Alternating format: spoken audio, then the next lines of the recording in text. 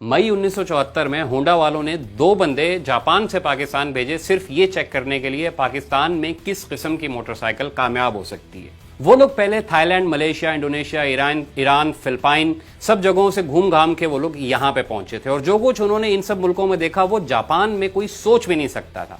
ये एक नॉर्मल बात है कि वहां बच्चा टैंकी पे बैठा और बीवी पिछली सीट पे, चौथा बंदा भी अपनी जगह निकाल लेता है। कुछ लोग तो सब्जी, गोश्त और बाकी सौदा सब भी हैंडल में से लटकाते हुए घूमते नजर आते हैं। मैंने मोटरसाइकिल को वहां गधा गाड़ी की जगह इस्तेमाल होते हुए भी देखा है। ये बयान उस बंदे ने होंडा वालों को दिया जो हमारे जैसे मुल्कों के लिए मोटरसाइकिल बनाने वाले डिपार्टमेंट का हेड था। फिर वो कहने लगा वो लोग उस वक्त तक तेल नहीं बदलते जब तक तेल पानी ना हो जाए। एयर फिल्टर बदलने का तसव्वुर उनके यहां दूर दूर तक नहीं और मोटरसाइकिल की चेन उस वक्त तक नहीं बदलते जब तक वो चेन कवर से टकरा के टूट ना जाए। एक के बाद दूसरा, दूसरे के बाद तीसरा, तीसरे के बाद चौथा, हमने लगातार ऐसे मंजर देखे जिनका जापान में कोई तसव्वुर भी नहीं कर सकता। होंडा 125 से पहले 3 डिजाइन आते थे। 1968 में CS90, 1959 में CB100 और 1973 में S110।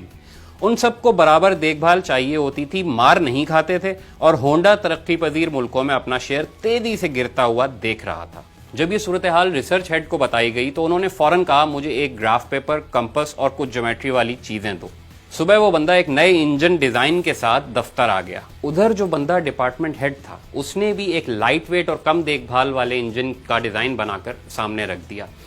अगली सुबह दोनों डिजाइन का तकाबुल हुआ और उनमें से उसी बंदे का डिजाइन कामयाब हुआ कि जो बंदा पाकिस्तान से होके गया था। वो OHV इंजन था जो होंडा 125 में आज तक चल रहा है। अगला पूरा साल इन 8 पॉइंट्स पर फोकस था होंडा वालों का। इंजन की फ्यूल एवरेज अच्छी हो, इंजन मार खाने वाला हो, डिजाइन मुकम्मल प्रैक्टिकल हो और वही सब चीजें मुमकिन हो जिनके वहां के लोग आदी हैं। पूरी मोटरसाइकिल की देखभाल करना आसान हो, फ्रेम ऐसा हो जो 4 बंदों का वजन और उसके साथ इजाफी वजन भी बर्दाश्त कर सके, पेट्रोल की टंकी ऐसी हो कि बच्चा आराम से बैठ सके, मोटरसाइकिल का रंग और स्टिकर ऐसे हो जो ऑडियंस के लिए अपीलिंग हो, सीट लंबी हो, 2 के बजाय 1 सीट हो। पहले आपने देखा होगा मोटरसाइकिलों में 1 सीट आगे की अलग होती थी, पिछली अलग होती थी, वो ना हो और पीछे कैरियर भी हो ताकि फालतू सामान रखा जा सके। दिसंबर 1974 में इंजन की फाइनल शक्ल सामने आई और उसे जापानी मिस्त्रियों के सामने रखा गया कि इसे खोलें और इसे दोबारा बंद कर दें। पूरा इंजन खोलने के बाद आधे घंटे में जापानी मिस्त्रियों ने किसी के सिखाए बगैर उसे दोबारा बंद कर दिया। अब एक चीज क्लियर थी कि ये मार्केट में जाएगा तो ये कामयाब होगा क्योंकि मिस्त्रियों को किसी के सिखाए बगैर इसकी समझ आ चुकी है। थाईलैंड और बैंकॉक की गर्मियों में मोटरसाइकिल कच्चे रास्तों पर दौड़ाई गई ताकि इंजन के गर्म होने और उसके धूल मिट्टी से खराब होने के बारे में भी जांच की जा सके। ये सब चीजें चेक की, पेट्रोल जगह जगह से डलवा के चेक किया गया कि कोई कचरा वचरा तो नहीं फंस रहा, कोई ऐसा मसला तो नहीं है। सब कुछ करने के बाद 1975 में होंडा CG 125 को मार्केट में पेश कर दिया गया। 1992 में होंडा 125 पाकिस्तान में भी बनना शुरू हो गई। अब सवाल ये पैदा होता है कि होंडा 125 के टंकी टापे 1975 से लेकर अब तक बहुत ज्यादा तब्दील क्यों नहीं हुए। इस सवाल के 2 जवाब हैं।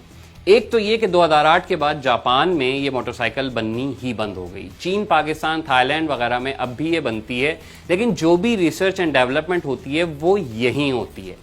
और यहां आपके ख्याल में हालात 1974 से अब तक कुछ बदले हुए नजर आते हैं? जो कुछ हमारे यहाँ मोटरसाइकिल से काम अब लिया जाता है उसके दरमियान कोई भी डिजाइन में बड़ी तब्दीली जो है वो 125 को एकदम मार्केट में बहुत बड़ी नाकामी से 2-4 कर सकती। दूसरा जवाब यह है कि होंडा 125 एक यूटिलिटी मोटरसाइकिल की कैटेगरी में आती है और यूटिलिटी मोटरसाइकिल का डिजाइन दुनिया भर में इसी तरह का होता है।